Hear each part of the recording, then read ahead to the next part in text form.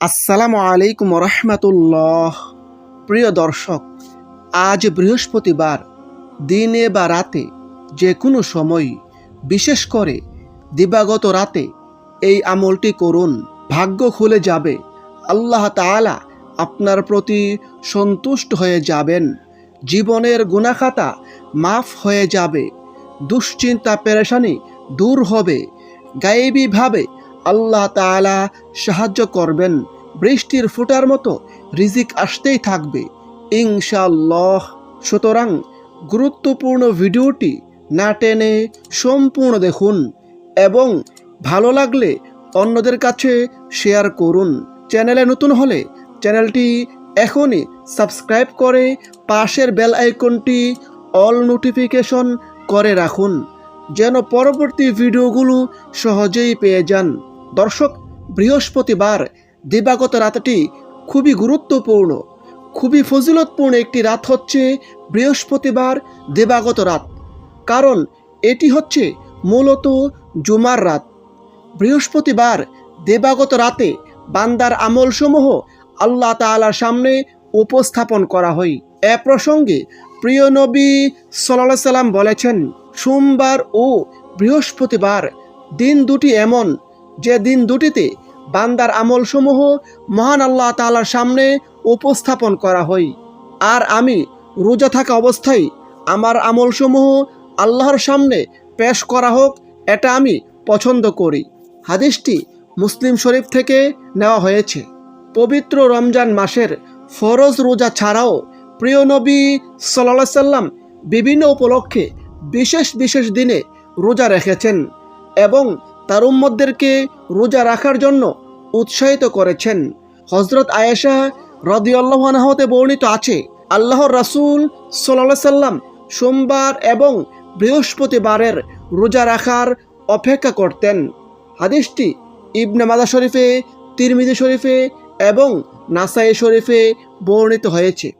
অপর হাদিসে আল্লাহর রাসূল সাল্লাল্লাহু আলাইহি সাল্লাম বলেছেন, যে ব্যক্তি আল্লাহর সন্তুষ্টির জন্য একদিন রোজা রাখবে, আল্লাহ তাআলা জাহান্নামকে তার থেকে 100 বছরের দূরত্বে সরিয়ে রাখবেন।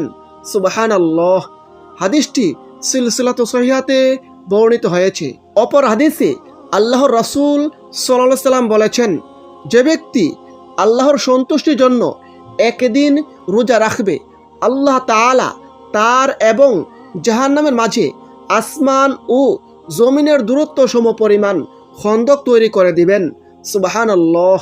হাদিসটি সিলসিলাতুস সহিহাতে বর্ণিত হয়েছে। সুতরাং প্রিয় দর্শক, যারা পারেন রাসূলের সুন্নতের অনুসরণে প্রত্যেক বৃহস্পতিবার এবং সোমবার রোজা রাখার চেষ্টা করুন।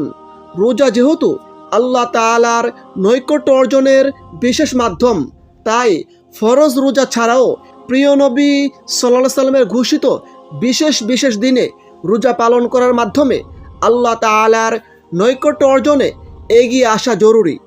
আর যেহেতু সোমবার ও বৃহস্পতিবার বান্দার আমল আল্লাহ তাআলার সামনে উপস্থিত করা হয়, তাই সপ্তাহে এই 2 দিন নবী করিম সাল্লাল্লাহু আলাইহি সাল্লামের সুন্নাহর অনুসরণে রোজা পালনেও আল্লাহ তাআলার কাছে উত্তম বিনিময় পাওয়া যাবে ইনশাআল্লাহ। দর্শক, এই বরকতময় ফজিলতপূর্ণ দিনে এই সহজ দোয়াটির আমল করুন। আস্তাগফিরুল্লাহ আল্লাযী লা ইলাহা ইল্লা হুয়াল হাইয়ুল কাইয়্যুম ওয়া আতুবু ইলাইহি। আস্তাগফিরুল্লাহ আল্লাযী লা ইলাহা ইল্লা হুয়াল হাইয়ুল কাইয়্যুম ওয়া আতুবু ইলাইহি। অর্থ, আমি আল্লাহর কাছে ক্ষমা চাই, তিনি ছাড়া প্রকৃত পক্ষে কোনো মাবুদ নেই, তিনি চিরঞ্জীব, চিরস্থায়ী এবং তার কাছে তাওবা করি। এই দুয়ার ফজিলত প্রসঙ্গে হাদিসে রয়েছে, আল্লাহর রাসূল সাল্লাল্লাহু আলাইহি সাল্লাম বলেছেন, যে ব্যক্তি এই দোয়া পড়বে, অর্থাৎ এই দোয়ার মাধ্যমে আল্লাহ তাআলার কাছে ইস্তেগফার করবে, তাওবা করবে, আল্লাহ তাআলা তাকে ক্ষমা করে দিবেন, যদিও সে ব্যক্তি যুদ্ধক্ষেত্র থেকে পলায়নকারীও হয়। সুবহানাল্লাহ। হাদিসটি আবু দাউদ শরীফে, তিরমিজি শরীফে বর্ণিত হয়েছে। দর্শক, এটি একটি ইস্তেগফারের দোয়া। আর ইস্তেগফার খুবই গুরুত্বপূর্ণ আমল।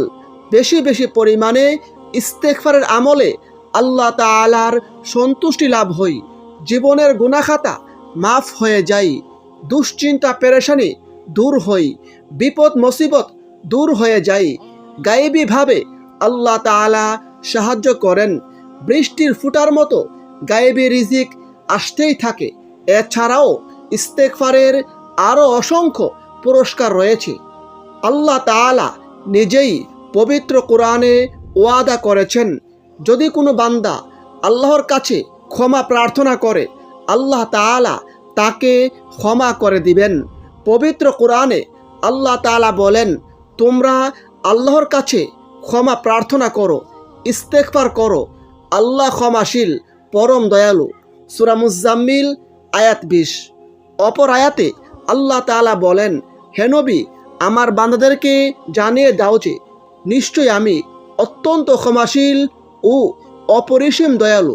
সূরা হিজর আয়াত 46। ইস্তেগফারের ফজিলত প্রসঙ্গে হাদিসে রয়েছে, হযরত ইবনে আব্বাস রাদিয়াল্লাহু আনহু হতে বর্ণিত আছে, তিনি বলেন, আল্লাহর রাসূল সাল্লাল্লাহু আলাইহি সাল্লাম বলেছেন, যে ব্যক্তি নিয়মিত বেশি বেশি পরিমাণে ইস্তেগফার পাঠ করবে, আল্লাহ তাআলা তাকে সর্বপ্রকার বিপদ আপদ হতে মুক্ত করবেন, সব রকম দুশ্চিন্তা পেরেশানি হতে রক্ষা করবেন এবং তার জন্য এমন স্থান থেকে রিজিকের ব্যবস্থা করবেন যা সে কল্পনাও করতে পারবে না। সুবহানাল্লাহ।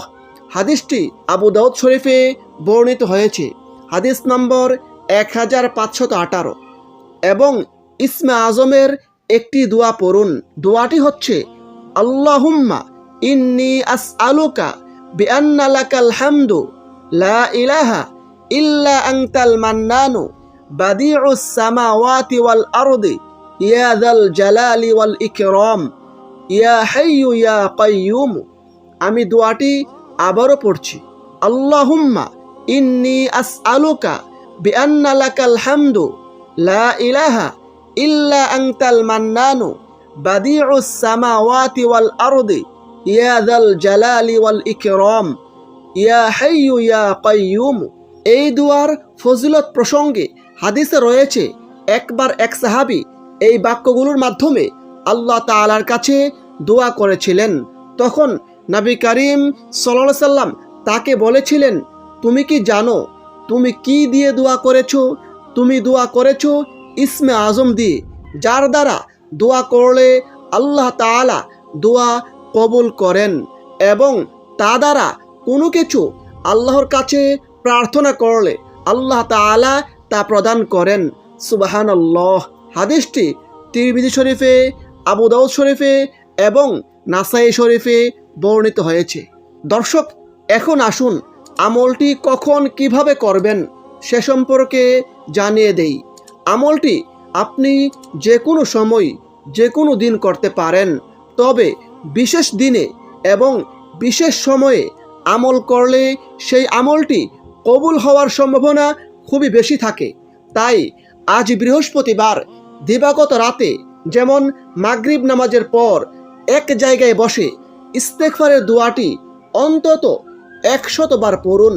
আস্তাগফিরুল্লাহ আল্লাযী লা ইলাহা ইল্লা হুয়াল হাইয়ুল কাইয়্যুম ওয়া আতুবু ইলাইহি। তারপর ইসমে আজমের দোয়াটি একবার পড়ুন।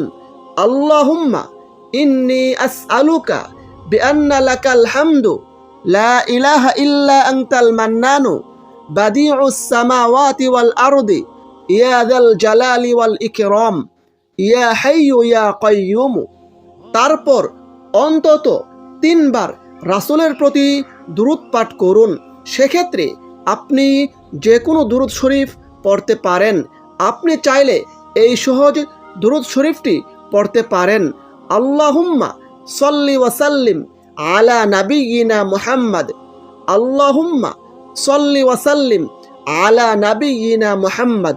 তারপর সর্বশেষে দুহাত তুলে আল্লাহ তাআলার কাছে কাকুতি মিনতি করে বিনয়ের সাথে নিজের জীবনের সমস্ত গুনাহ খাতার জন্য ক্ষমা প্রার্থনা করুন।